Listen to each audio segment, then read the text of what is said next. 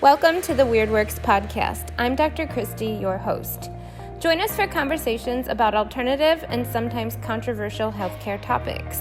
This podcast will provide the evidence that you need in order to make informed decisions about your health, to empower you with the facts that you need to advocate for your health, and to encourage you that there is hope your body heals. Join us from experts from all things weird, as well as the testimonies of people with stories of radical healing who were once told that perhaps their condition was a death sentence, that they would just need to live with it, or that drugs and invasive surgery were the only answer. Let's get into agreement that if there is something natural and non-invasive that could be helpful, that it could be your first option rather than your last resort. Hey everybody, so we have our fun Frankenfoods class for you guys tonight. So it's spooky season, and I thought, what is scarier or creepier than what is going on in our food industry? So also interesting is that I had to update this lecture. We were given it every single year around, the end of October. And then the last update I found out that we did was 2019, and I had to update this because there's been so much crazy stuff going on with our food as of the last 4 years that this was completely outdated info. So I'm going to share my screen. I have a PowerPoint to kind of accompany the talk tonight. So we'll get that rolling for you. Okay, awesome. And then you guys can ask questions in the chat if you want. When I pop on and off of the PowerPoint, I'll be able to answer you guys. And so we call it Frankenfoods. We're going to talk about GMOs, MSG, ONG, and other gruel that we now call food or have normalized. And I already told you that after 3 years of doing this reading labels class, it's been outdated. So we just have a fun Halloween spoof on the reading labels topic. And the big theme here as we get into it is just that everything you need to know about food safety and how it's made and what the ingredients are and where it's sourced isn't always like conveniently put right on the front label. So sometimes you have to dissect it and you have to do your own research. As always with my talks, I always encourage you, if this is the first time you're hearing this information, if you feel really like wowed about it or shocked, sometimes there is a shock factor, and I don't do that purposefully, but I think that with information comes empowerment for you to make the best choices for yourself and your families and your loved ones. So, don't take me with a grain of salt, but go and do your own research and find this data. And I'll share some of my sources also. So the first thing is to talk about the difference between traditional and commercialized diets, because there was a time when our ancestors, didn't eat the foods that we currently eat. They didn't have all the packaged, processed, commercialized stuff. And lo and behold, they didn't have all the chronic diseases and things that have become the top killers in America today. And so it's important to look at what they did eat, but also what didn't they eat? What wasn't in the foods? And so what commercialization means is that, starting in the 40s and 50s, they really started to package and process foods, adding preservatives and things that would increase the shelf life. And some of that was for convenience and access to foods. So it was originally, thought to do something positive, but then we got a little crazy, and the American spirit is more is better. And so then more chemicals started getting added to the foods, and now it's just kind of out of control. And the study of epidemiology proves this. So you can actually research graphs that show, on the same timeline or trajectory as these commercialized foods started to get introduced into mainstream society, that so did the increase in chronic diseases that were never there, like heart disease, diabetes, obesity. And also like diseases today that are common, like autism, autoimmune, cancer. These things did not exist. Our ancestors, there's no documented studies that show that they had any of those diseases. So there's actually new diseases that are on that same epidemiological trend as the onset of commercialized diets. Okay, so we're gonna go. I have a top 10 Frankenfoods list for you. So here is scary food fact number one, is misplaced trust. I talk about this in the office all the time, but there's this misconception that if things are being sold in the stores, if they're available to the consumers, if they're on the shelves, therefore they must be safe if they're allowed to be sold. And unfortunately, that's not really true. Most of the foods that are on the market today, and of course we're talking about processed foods, we're not talking about real foods, but most of those processed foods that are on the market aren't actually tested for human safety. So that's kind of scary. I think that's scary. And scary food fact number two is GMOs. And so it's kind of funny just because my early slides in this presentation I built on some of the existing information that we've talked about for years. And GMOs used to be the OMG, highlight of the presentation. And now I think it's like not, I think we just are aware of it and people know they're not good for us, but we used to have to kind of convince people about it. But 80% of the processed foods on the market are genetically modified. And what's freaky about that is that food isn't what it used to be. If it's genetically modified, our body doesn't identify it as food and it doesn't know what to do with it. We definitely don't react to it the way we react to normal food. And so, the first GMO food was only introduced in 1994. So there hasn't yet been long-term studies. We're still just like kind of glossing over the surface of what the health impacts of eating these foods are.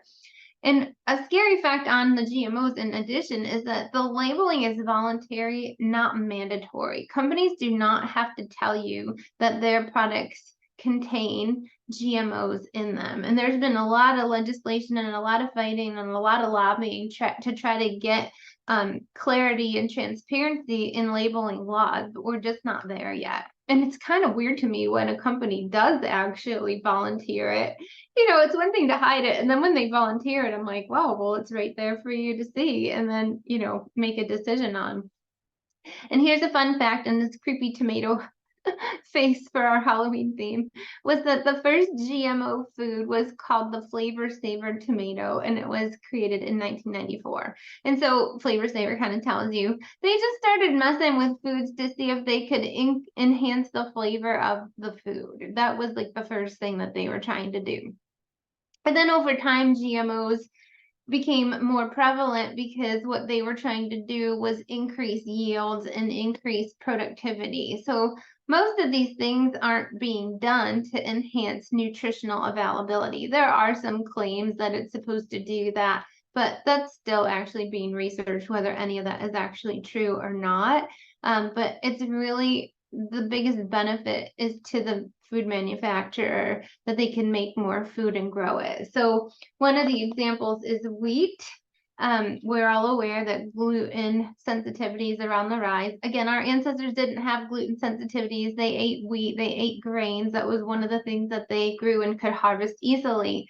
But over time, food manufacturers genetically modified the wheat grain, first of all, so it was shorter, so that it wouldn't be tipped over by the wind and damaged, so they wouldn't lose the crops. And a side effect of doing that was that they actually lost more of the protein part of the wheat, and then the gluten content increased. So they weren't trying to do that.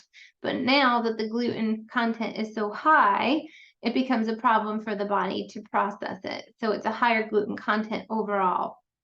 And then secondly, what they are doing is genetically modifying crops like wheat to actually have glyphosate embedded in the DNA sequence. So they don't have to spray the crop because the genetic material of the crop already has pesticides in it. And so that's another big theory of why there's so much celiac and leaky gut and gluten sensitivity, is that in addition to the higher gluten content, maybe it's also just not the gluten. We're actually having a reaction to the glyphosate that's now embedded. So, people crack me up with all these sprays and fruit and veggie washes and ways to, clean your fruits and vegetables before you eat them. Well, if it's genetically embedded in the DNA, like you can't wash that off. It's in the food, it's in the molecular structure of the food.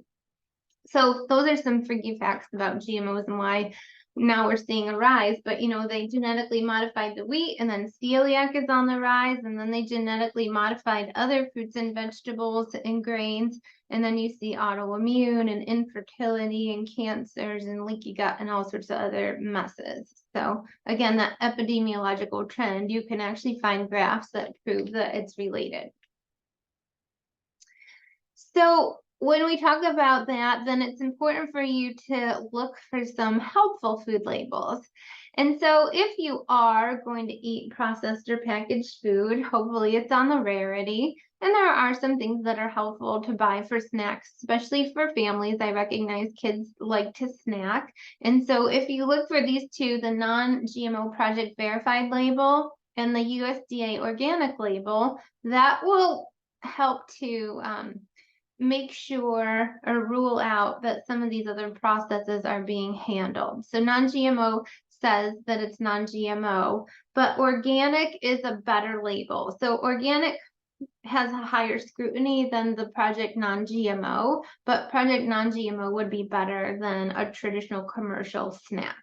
Okay.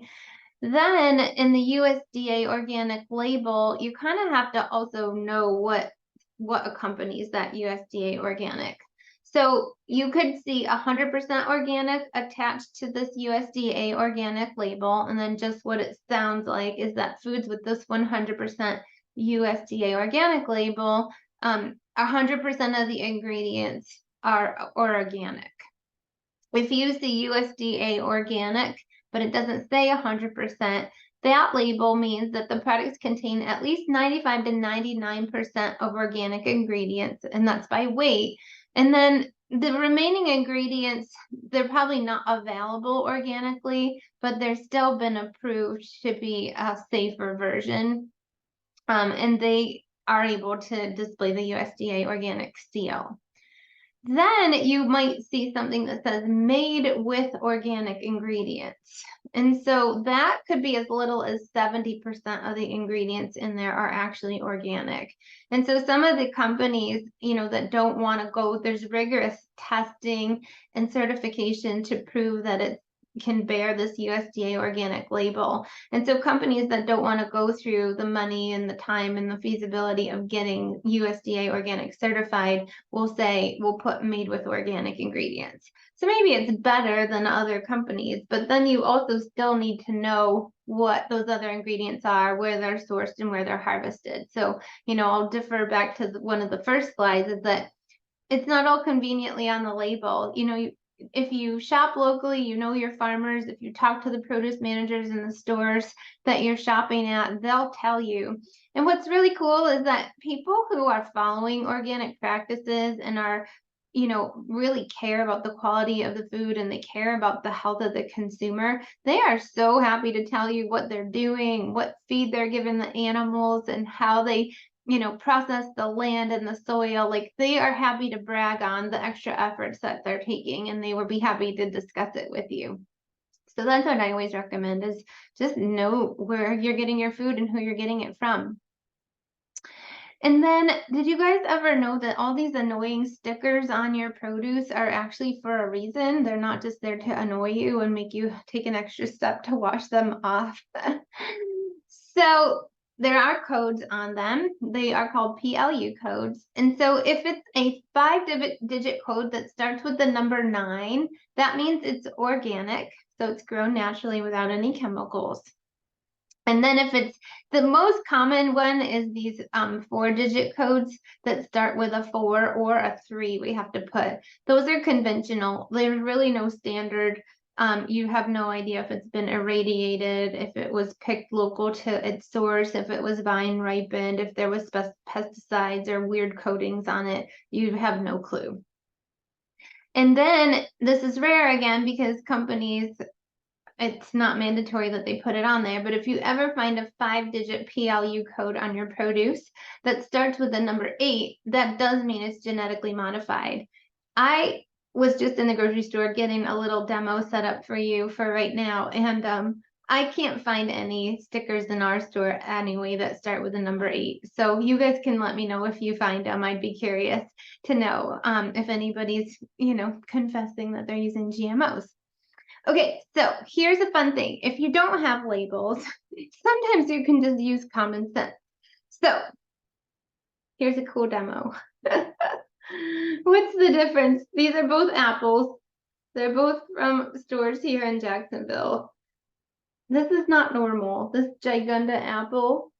If you had an apple tree in your yard and you grew apples, they probably would more look like this cute little thing right here. Because again, it's not sprayed, it's not enhanced, it's not genetically modified. There's no, mutations. So this is why they genetically modify produce, because when you shop, you think if you buy this big one, it looks pretty, it's shinier, it even might be redder. You think you're getting more for your money kind of a thing than this little cutie. However, this, you don't know where it was grown, what it contains, the nutritional quality of it, or anything, where you got a little more guarantee about the quality of this little guy. So that's what two little apples look together. And this guy does have a number starting with, it's a 4-digit code starting with a 3. So 3 or 4 is conventional. And then I shopped a little bit further and I found these guys. So a pepper, it doesn't matter if it's a pepper or an apple. The green one obviously is organic and grown naturally with natural, this one's subject to the weather and the crop and where it was grown and how much sunshine and how much rain there was for the season. And then this red one had a little more of a chance because of its genetics that were modified, right? So you can see the difference. So sometimes you can just use common sense and eyeball it if there's not codes. Also be careful because sometimes in the produce store, they're like all mingled together, but they should be divided. So this one is a sticker that starts with the number 4. It's a 4-digit code that starts with a 4. So that means it's conventional. We'll be right back after these messages. Americans spend $33 billion every single year on diets and weight loss products, and yet diets have a 95% failure rate. These statistics and my 18+ years experience as a practicing doctor show me the real dangers of a cookie-cutter approach to health, and that truthfully, diets don't work. This is why I created the 90-10 lifestyle, for the people like you and me, busy and not willing to settle for less when it comes to our health and wellness. This program isn't just about feeling fantastic and or losing weight for good. It's a roadmap to upgrading your body and mind from the inside out, while simultaneously suppressing the inflammation and suppressing the guilt that often comes with a high stress, high expectations, and high performance. The number one reason the 90-10 lifestyle is so effective and easy to maintain is that it gives you back your willpower instead of forcing it.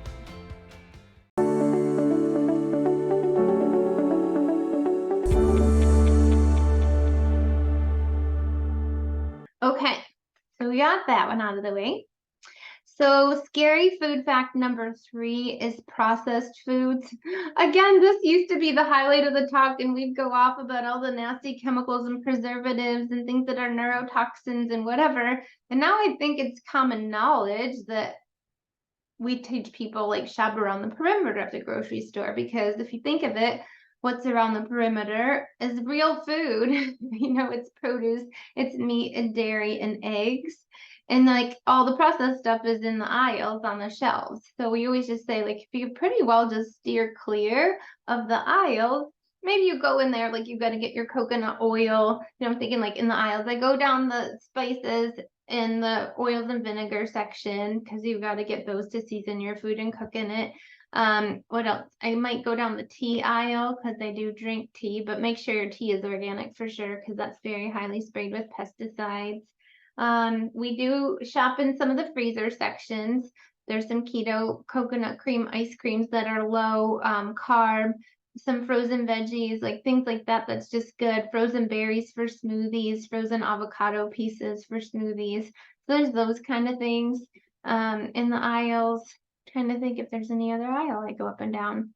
I go down the pet section to get dog treats. They have Newman's treats at our Publix for Peter. So those are some, but yeah, processed foods, all these things that are in there, there are known carcinogens, meaning they cause cancer. There are known endocrine disruptors, meaning that they mess up hormones. Neurotoxins, this is so important for kiddos. If you ever see them, eat something with MSG or blue or red dye, that just sends their little like neurons going crazy, like literally hyper firing, causing hyperactivity. Like there's no way they can control themselves. So, a lot of things that are labeled as behavioral disorders in kids, if they would clean up the diet, you'd see a drastic improvement in their ability to focus and sit in a class and be a productive, contributing member of class. Definitely with the processed foods, with all these things are known allergens.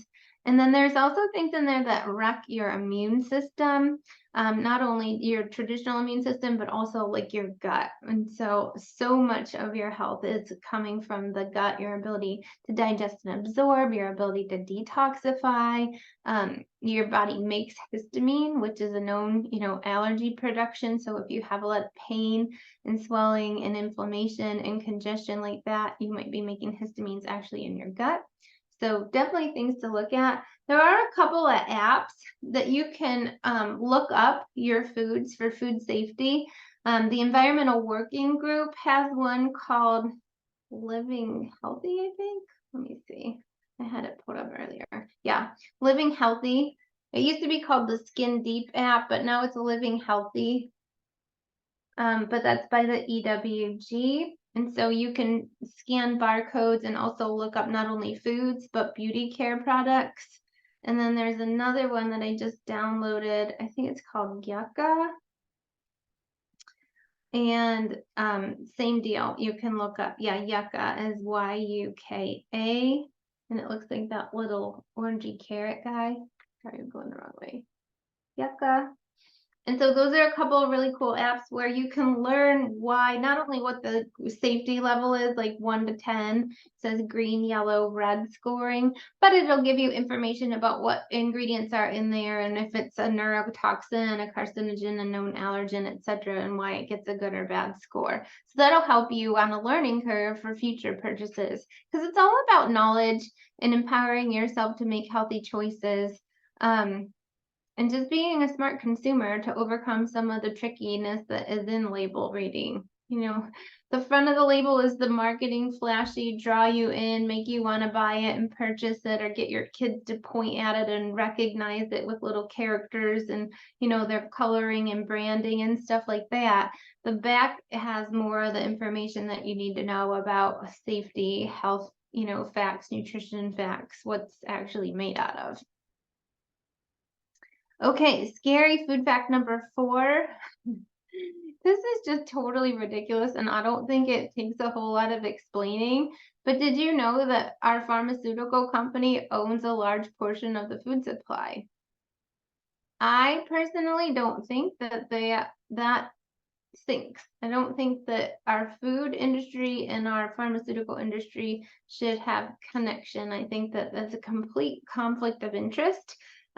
Food should be our medicine, and it should keep us off of pharmaceuticals if it's the right food and it's healthy for us. And so as they're starting to contort food and modify it and spray it, obviously that's putting us, that's not only do they have us as a consumer of the foods because they own it, but then they get us on the back end as a consumer of the pharmaceutical industry when the foods they sell make us sick. So that's just completely backhanded and self-serving.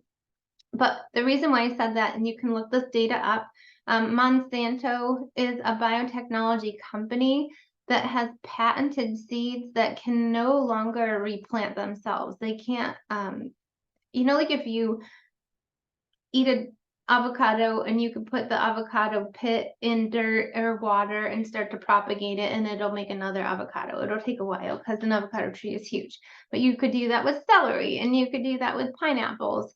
Well, these seeds can no longer be reproduced. So like if you ate a cucumber that is genetically modified and Monsanto owned, you can't take the seeds and dry them and replant them and get new cucumbers. So now you're completely reliant on them to provide your ability to grow and make food. The same seeds that we're talking about actually also cannot be repollinated by bees and insects. And so there's some numbers, scary numbers out there that are like, if our bees and pollinating insects can't pollinate the plants, the pollinators die off because they rely on the ability to get nutrients from the pollen. And then our food starts to die off because we need the pollinators to pollinate the food so that they can reproduce. And so there's a big food security issue with that problem. And they're talking that like 75% of our crops could die if this trend perpetuates and continues to take over farming as we know it. That's pretty scary.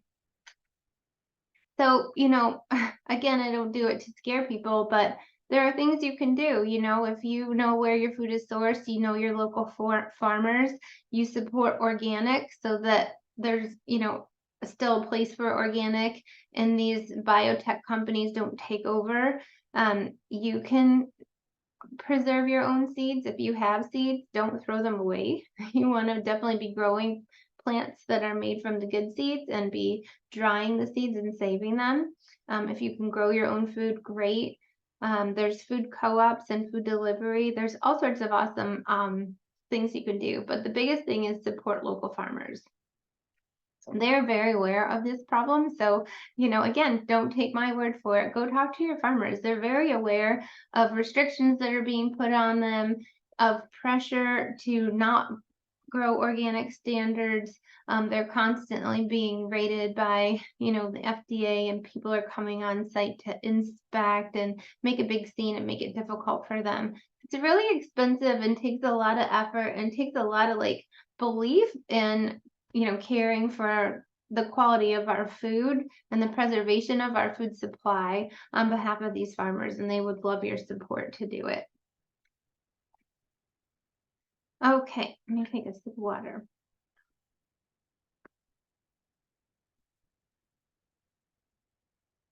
Scary food fact number 6. Did you know that they radiate meat and produce? You're right. I said radiate, radiation. So this is the use of ionizing radiation on meat and produce. And so why would they have to do that, right? If we already have pesticides and growth hormone and I don't know, all these chemicals and preservatives and everything, why would they need to radiate the food?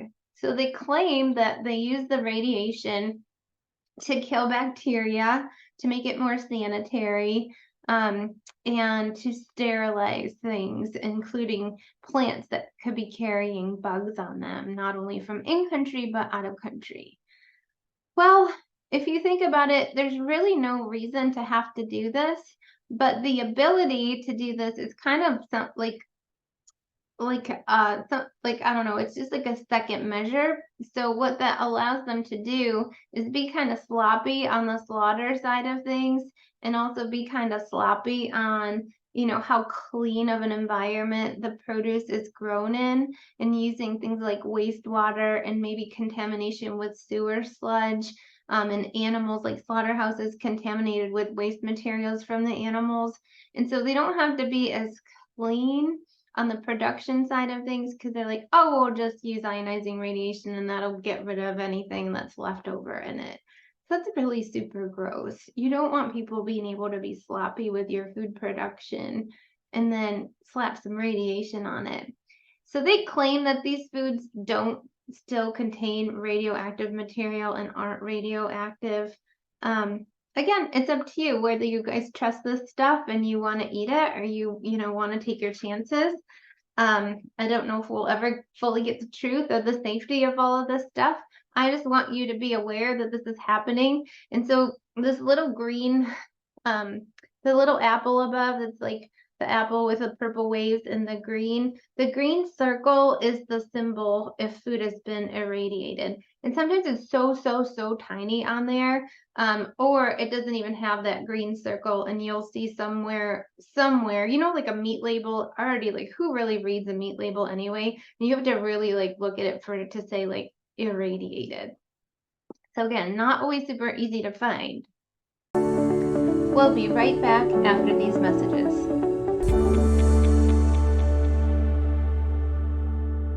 Your health and how you feel on a daily basis directly impact your mental, emotional, and spiritual health. We will help you reprogram your way of thinking and be on a plan that works for your body instead of against it. It is time to rewrite the false belief that health abnormalities are normal and that it just is what it is. You do not have to live with feeling less than 100%. We invite you to take a serious look at how you feel on a day-to-day basis. Is what you're doing working? Do you want to learn how to live a more holistic life that's still enjoyable and fun? The 90-10 lifestyle can be the bridge from subpar results to the vibrant and abundant lifestyle that you've been looking for. So click the link by this video so you can get started today. We truly, truly know that this program can change your life. We'll see you on the inside.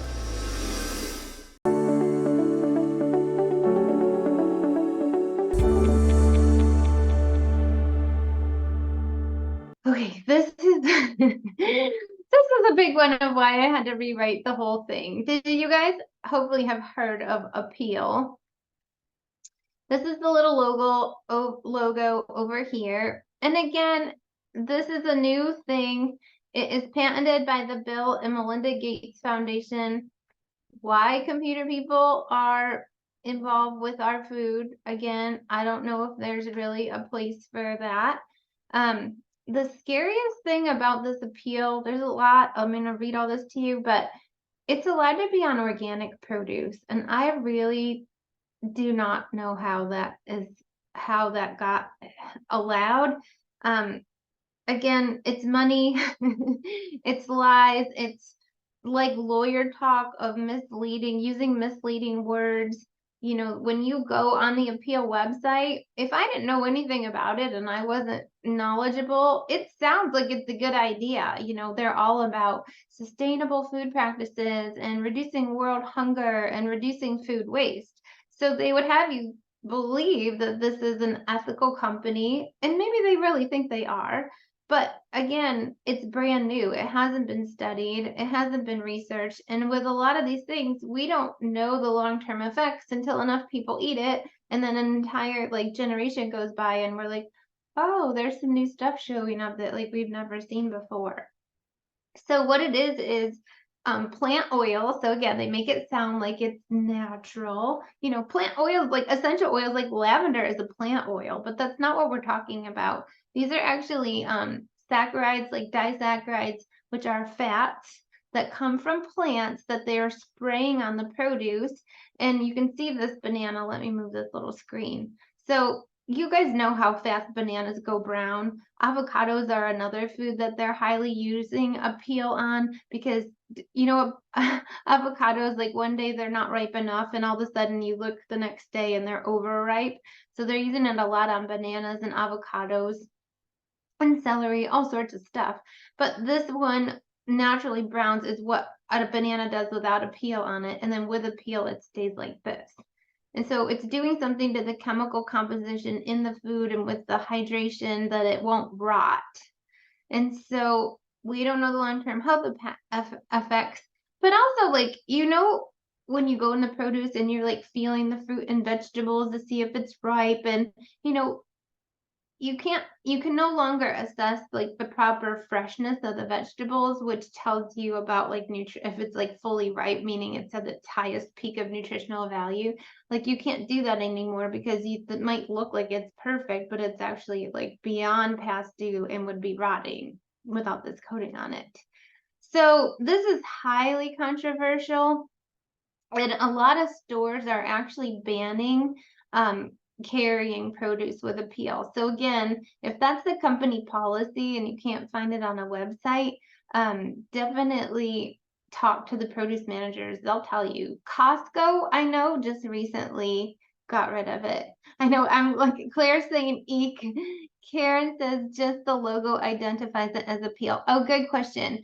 So yeah, sometimes it has this logo, but it's not always labeled clearly. And they're claiming that they have to tell you if it uses a peel, but it can be in the form of this logo.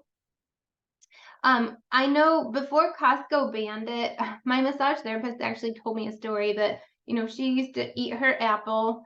Um, she would eat half of her apple in the morning, and then she would do a bunch of massages, and then it was kind of her habit. Like when she went to pick up her daughter from school, she would eat the other half, and naturally, like, the parts that she bit off and had turned brown and whatever. And she had bought a bag of organic apples. And so she started noticing like that apple the same apple, she would take it out in the afternoon and it was like all the bite marks that had been sitting there all day, like it wasn't rotting at all. And she was like, this is freaky. So she had the wherewithal, like the sense to like, she just threw it all out. Then she found out about this appeal thing. And she claimed that that bag of apples did not have this label on it. And I've heard this from other people as well. But if you went on the bag of apples and you looked at the ingredient label, it said apples and dye and monoglycerides or saccharides. It had other ingredients in it. So a bag of organic apples shouldn't even have an ingredient label. So that's how that particular one was labeled. They're also allowed to put a QR code on it. How many people actually scan the QR code on their food or even think that there would be a QR code on food? So that's kind of creepy also. So if it has a QR code, take a picture with your camera, go to the link, and it will have to tell you if it has a peel in it. So that was a really good question, Karen. Thank you. Yeah, again, these companies know that we're smart consumers. They know that we don't trust, and they know that we don't want to be the experiment, like that little girl on the first slide. And so they're hiding it. They're not always putting it boob in bold, because they know people are like, I think Bill Gates knows that he's got some not followers. Okay, moving on. This again, like I just have to catch my breath sometimes with this stuff. This is disgusting. Scary food fact number 8 is that there is now lab grown meat. They're also calling it cultured meat. And the story is the same as a couple other slides that they're saying it's for sustainable and it's to reduce the carbon footprint and reduce world hunger and all this stuff. They use all these buzzwords and like you would think again it sounds really, really great. I personally I am a meat eater. I recommend meat as long as it's grass-fed and organic. But it's very hard to get the proper amount of protein, and it's super important to have protein sources, especially for hormone balance. And so it can be done, but it's very, very difficult. And most people who are vegans or vegetarians are not combining proteins correctly in order to make complete proteins and get enough of it. So I'm not saying it can't be done, but you really have to know what you're doing. And also, like, if all these people are so put off by meat and farming and call themselves vegans and vegetarians, then why do they insist on keep making things that are like meat byproducts or meat lookalikes? Like if you hate meat so much, then just don't eat it and stop trying to make things that look and taste like it. Like, the Beyond Burgers and Tofurkeys and all. I'm just like, I don't know. Do you really hate me? I don't get it. So anyway, it's just exactly what it sounds like. They're using animal muscle tissue is what it says on the website. But if you understand biochemistry, it's actually these HeLa cells. And so, I mean, if you were going to just grow this in a petri dish and you wanted to be able to mass produce it and make enough to solve world hunger, like they're saying, you can't just do it slowly. So they're using these HeLa cells that are very highly reproducing, like quickly reproducing. Well, HeLa cells are what cause tumors to grow really quickly. They're found in cancerous and precancerous tumors. And when they really studied it, like UC Davis, and there's a bunch of other studies, they're like, this actually would cause more carbon emissions than just normal farming. And then there's all this stuff about the methane that the animals produce and all this. Well, guess what? That's not the source of greenhouse gases. That's not what's killing our atmosphere and our environment. It's industry and EMF and chemtrails and things that are getting blown into the environment as from our vehicles and that stuff. It's not methane from farm animals. But again, you guys do your own research. These are the two sides of this. I'm telling you both sides of it. And I always say this, like, you cannot say that you have done your research and you can't form an educated opinion on anything if you haven't studied both sides of the coin. So I'm telling you the pros and the cons. And I really highly encourage you after this, go and look this stuff up and start digging. And usually to get to some of the truth and non-conventional wisdom, you got to dig a little. It's not always in the mainstream sources. And then they're also saying that they can use, it's possible to use some kind of synthetic, like you got to put something on top of these cells, like a growth propagator. They're saying that they can use something synthetic, but it's actually harder and more expensive. So they're using fetal blood from unborn calves. So that's also unethical. So the creepy thing is that this has already been approved for sale in the US. And restaurants aren't required to tell you that they're serving it to you. So you are allowed to ask. I don't know what it looks like. I don't know what it tastes like. Some of the pictures that I saw online, it does not look like chicken. It looks super weird.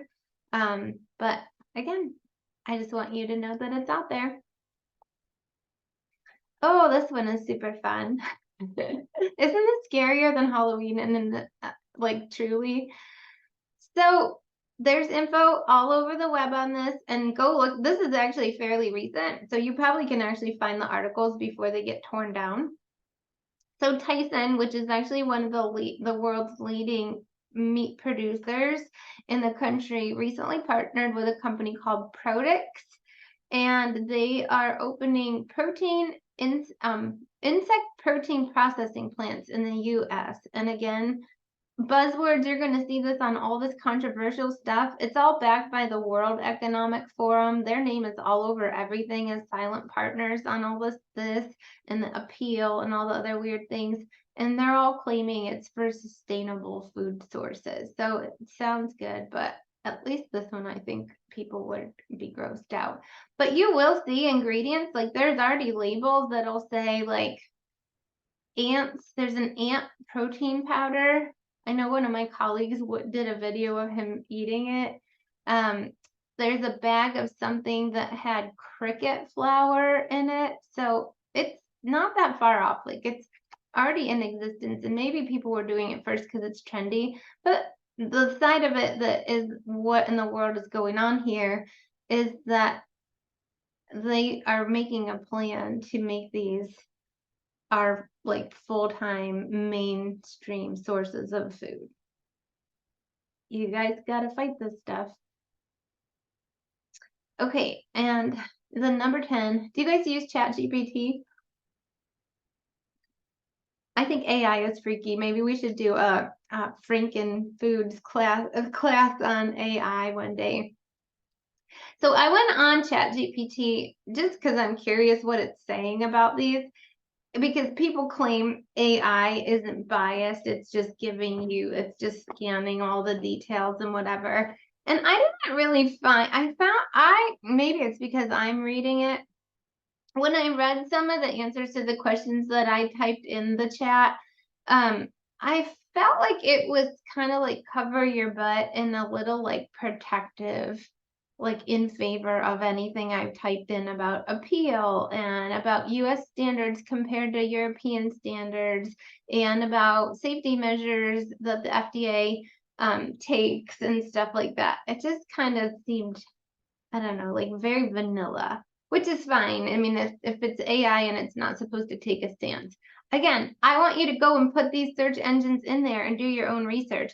But I already know that Google and the main search engines are definitely biased. I know that there's censorship. I've been censored and taken down. My Facebook pages are gone. My colleagues have been taken down. Some of the people that push back against major issues like cancer, COVID, vaccines, they're being censored and pulled down. So we already know that the main channels in social media and the main search engines are, so that's why I did chat GPT, just to see if I got some data. And so this was derived, I've already known this, and I know this because the people that travel to Europe and come back always report on like the quality of the food, and that the ingredient labels are different, and that they don't even use like, trans fats in the French fries at McDonald's, and that like Lay's potato chips, for example, the same company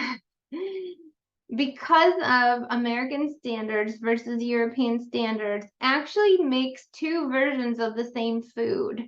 So they have the ability, they have the ingredients to make the healthier version of it, but that's not what they give us in America. They give us the cheaper, easier to produce, not as good for us version with the food colorings and the additives and the MSG and all the stuff, because it's allowed to be here and it's probably less expensive, but they can make the better version and they ship that over to Europe.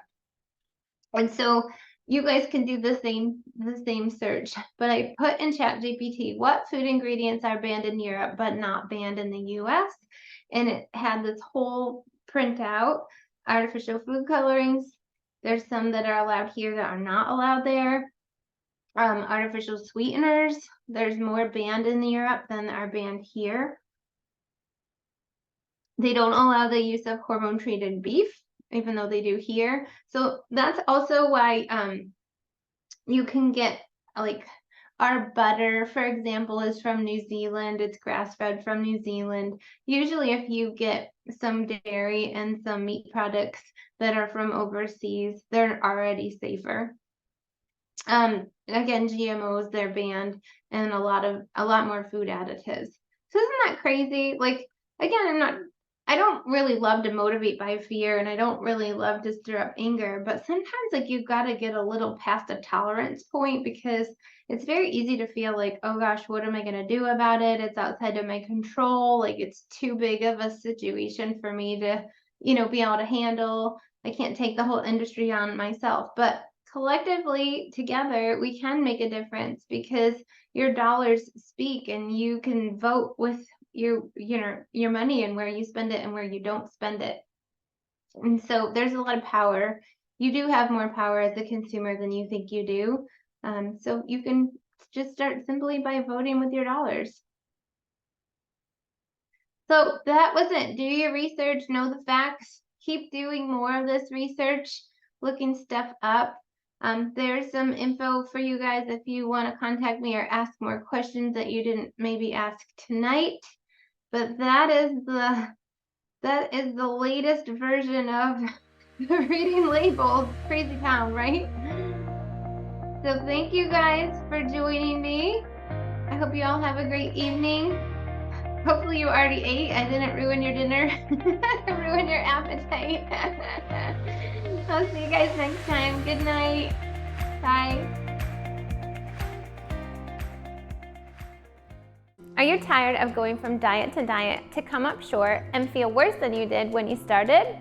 Or are you just lost with all the mixed messaging out there today and not sure what's best for you and your lifestyle? Maybe you were told that you had to live with your symptoms and accept feeling less than your typical vibrant self. Well, I'm here to tell you the truth. As a practicing doctor of chiropractic, kinesiology, and clinical nutrition, I see people all the time that are just like you, frustrated and starting to lose hope. But I do want you to know that you do not have to give up on the you that you know you could be. There is a way to truly achieve optimal health and also to live your life. I want to share with you how, by doing some small, doable adjustments and taking on a new approach to enjoyable and non-restrictive eating, we can help you start feeling better and begin to see changes in your waistline and start releasing weight in as little as 14 days. Thanks for listening to another episode of the Weird Works podcast. Until next time, I'm Dr. Christy, and good health naturally.